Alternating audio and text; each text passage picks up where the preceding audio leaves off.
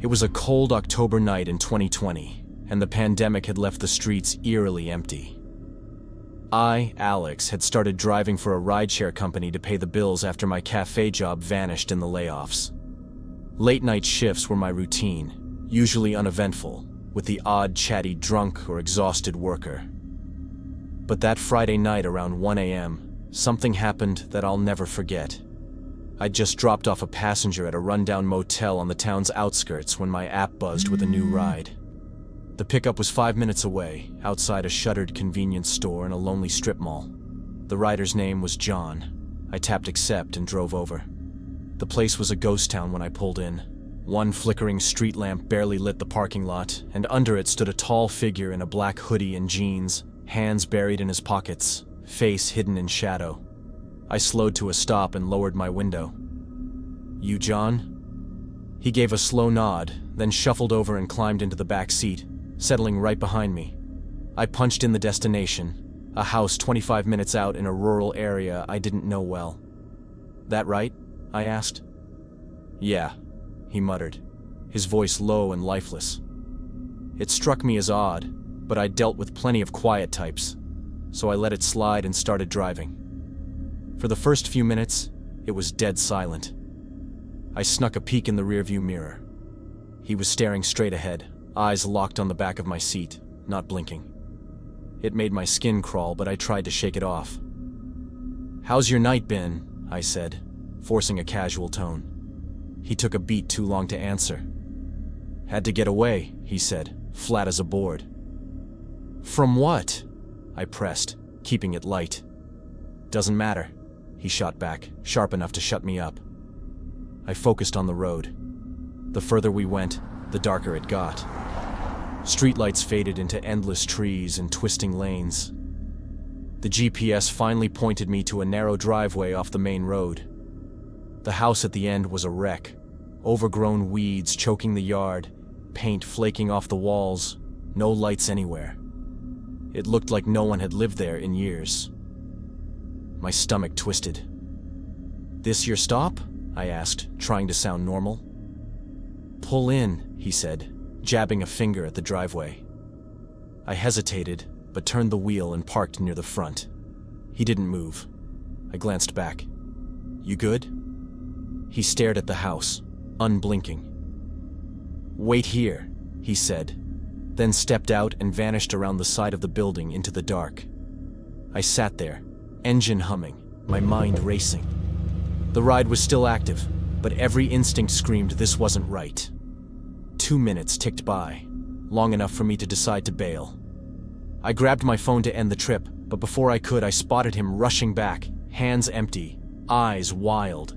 He flung the door open and slid in. "Take me back," he said, out of breath. "Back where?" I asked, gripping the wheel tighter. "Where you got me," he barked. I frowned. "You need to book another ride in the app." He leaned forward, so close I could feel his breath. "Just drive.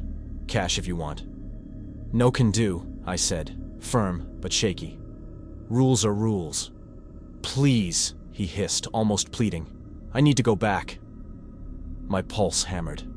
"Request it proper, and I will." He sank back, muttering, "Fine." Go I pulled out, heading back to the strip mall. The air in the car was thick, oppressive. He started tapping his knee, humming some off-key tune that set my teeth on edge. I kept my eyes forward, ignoring the chill creeping up my spine.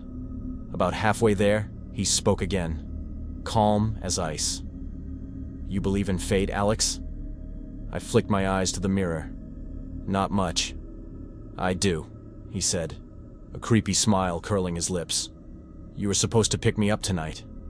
"What's that mean?" I asked, voice tight. He just kept smiling, silent. When we rolled up to the strip mall, I stopped under that same dim street lamp. Before I could speak, he leaned in close. "You're lucky I changed my mind," he whispered, then stepped out. He paused, half in the car, and turned back. "Watch who you pick up next time." The door slammed, and he melted into the shadows behind the store. I sat there, heart thudding, replaying it all. After a few minutes, I drove home, checking my mirrors the whole way, half convinced he'd pop up again. Back at my place, I opened the app to report it. Except the ride wasn't there. No John, no trip, nothing. Like it never happened. I messaged support, and they blamed a glitch. Said it happens sometimes. But I know it wasn't a glitch. I know he was real. Those words, "You're lucky I changed my mind," still echo in my head. What did he mean? I don't want to find out. After that, I quit late-night shifts. Some fares aren't worth the risk.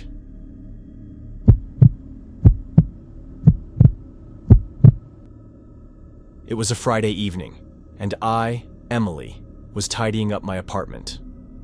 I live alone with my dog, a small 5-pound Morkie named Max, about 8 miles out of town. My apartment is on the ground floor of an aging building, its creaky wooden floors and thin walls a constant reminder of its history. The shared backyard stretches out behind the complex, dotted with patchy grass and a few scraggly bushes, too exposed for my liking, especially at night. I was expecting my boyfriend, Tom, the next day. We'd been managing a long-distance relationship for over a year, him living 2 hours away, and our weekend visits were the highlight of my month. I'd spent hours cleaning, the sharp scent of lemon cleaner filling the air, and even fluffed the throw pillows on my faded blue couch to make the place feel welcoming. By 6:30 p.m., I was starving, but I didn't want to mess up the kitchen I just scrubbed. So, I decided to order food through Uber Eats. I opted for Chinese takeout, sesame chicken and fried rice, my go-to comfort food, and soon got a notification that my driver was en route in a blue Toyota Corolla. Living alone as a young woman, I always chose leave at door for deliveries. It felt safer, keeping strangers at a distance. When the app pinged to say my food had arrived, I opened the door, expecting to see a bag waiting. Nothing. The hallway stretched out, dimly lit by a flickering bulb, and I checked the other doors. No luck. Just as I pulled out my phone to message the driver, a knock startled me. It was Mr. Johnson, my next-door neighbor, holding my takeout. He was in his 60s, with gray hair and a weathered face that softened with a kind smile. "Hey, Emily," he said, his voice low. "I grabbed this for you. The driver was peering through your windows. Seemed off to me." I thanked him, my stomach twisting as I took the bag and retreated inside. Sitting at my small dining table, I ate slowly, the savory warmth of the sesame chicken overshadowed by unease. Why would the driver look through my windows? Was it just curiosity or something worse? I tried to dismiss it, but the thought gnawed at me. Later I showered, the steam easing my tension, and double-checked the locks on the front door and back. My bedroom window, though, was a problem. It wouldn't lock properly, its old frame warped from years of neglect. I'd meant to fix it for weeks. After a quick goodnight call with Tom, his voice a lifeline in the stillness, I drifted off to sleep. Max woke me several times, growling at the window or back door. Each time I hushed him, my groggy mind brushing it off as his usual fussiness. My dreams were fragmented, dark shapes, faint whispers, but I slept through them. Then, a loud banging on my bedroom window ripped me awake. It was sharp, deliberate, like someone testing the glass. Max erupted, barking and snarling, his tiny frame vibrating with fury. I froze, clutching the sheets, peering through a sliver of blanket. The room was pitch black except for the faint orange glow of a streetlight seeping through the curtains. Trembling, I grabbed my phone and dialed 911, whispering that someone was in my backyard and my window was unsecured. The operator's calm voice instructed me to move to another room. I bolted to the kitchen, the icy tiles biting my bare feet, and snatched a knife from the block. Huddled against the counter, I waited, pulse hammering. Police lights finally flashed outside. Peeking through the blinds, I spotted the blue Toyota Corolla across the street. Empty. My heart sank. When the officers arrived, I spilled everything, my voice shaky.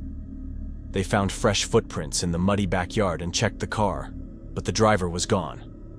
Mr. Johnson shuffled out in his robe, recounting the window incident, his brow furrowed with worry.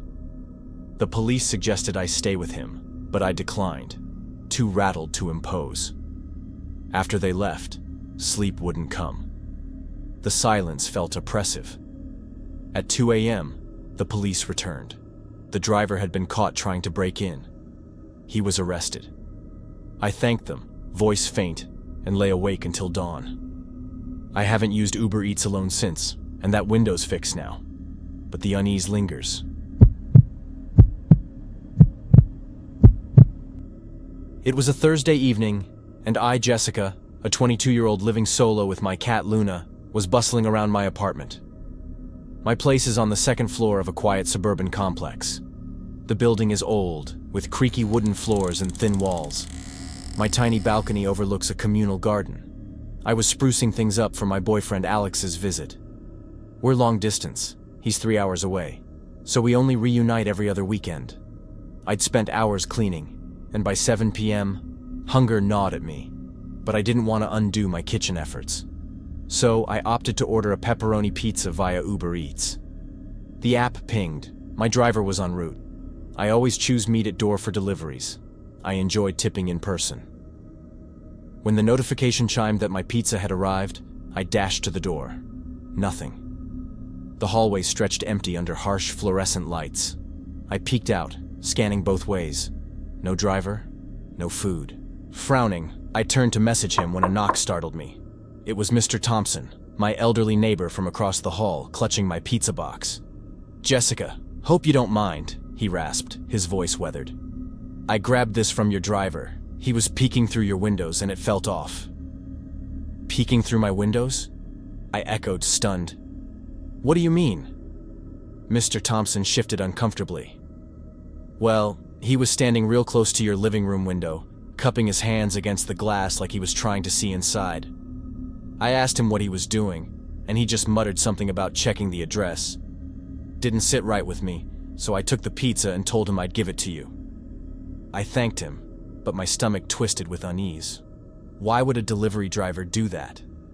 I tried to shake off the feeling, but as I took the pizza inside, I couldn't help but glance at the windows, making sure the blinds were fully closed. At my little dining table, I ate while a rom-com flickered on the TV. But the food's comfort couldn't erase Mr. Thompson's warning. The pizza tasted bland, my appetite dulled by nagging worry. The image of him peering through my windows lingered, unsettling me. Later, prepping for bed, I checked every lock twice. The front door clicked securely, but my bedroom's sliding glass balcony door was a weak spot. Its latch wobbled, never fully catching. I'd meant to fix it, but hadn't. I wedged a wooden dowel into the track, a makeshift security measure, and hoped it would hold. After feeding Luna and chatting with Alex on the phone, his voice a soothing balm, I drifted off. The city's distant hum a faint lullaby. Deep in the night, Luna's sharp hiss snapped me awake. My pulse spiked as I caught faint scratching at the balcony door. A shadow shifted beyond the glass, indistinct but unmistakably human. Terror seized me. I snatched my phone and dialed 911, whispering that someone was tampering with my balcony. "Stay calm, ma'am," the operator soothed. "Officers are coming. Can you move somewhere safer?" I tiptoed to the living room, Luna's soft paws barely making a sound. I crouched behind the couch, clutching a heavy hardcover book. Every creak of the building made my breath catch in my throat. The faint smell of pizza still lingered in the air, a bizarre contrast to the fear coursing through me. Sirens wailed, and red-blue lights flashed through the blinds. I opened the door, my hands trembling. 2 officers stepped inside, their radios crackling with static. "Ma'am, can you tell us what happened?" one of them asked. I recounted the events, my voice shaky, while the other officer inspected the balcony. He came back, frowning. "There are scuff marks on the doorframe and fresh footprints in the mud below, but no sign of anyone now." I wrapped my arms around myself, trying to steady my nerves. "Do you think it was the delivery driver?" "We can't say for sure," the officer replied, "but we'll look into it. In the meantime, do you have somewhere else you can stay tonight?" I shook my head. "I'll be fine," I lied, doubting it myself. The officers left, promising to patrol the area, but their departure only deepened the silence. Sleep eluded me. Every rustle jolted my nerves. Around 3 a.m., a noise at my front door yanked me upright. Heart pounding, I peered through the peephole. Police again. I opened it, breathless. "Ms. Jessica," an officer said, "we caught your delivery driver trying to jimmy your front door." My stomach dropped. "He came back?" "Yeah, we nabbed him in the act. He's in custody now. No more trouble from him." I thanked them, voice faint, and shut the door. Sinking onto the couch, Luna nestled beside me. I stared into the dark until morning light crept in. The next day, I swore off Uber Eats when home alone. I booked a fix for that bulky balcony door and researched security systems. The fear hasn't fully faded, but I'm reclaiming my peace, step by step.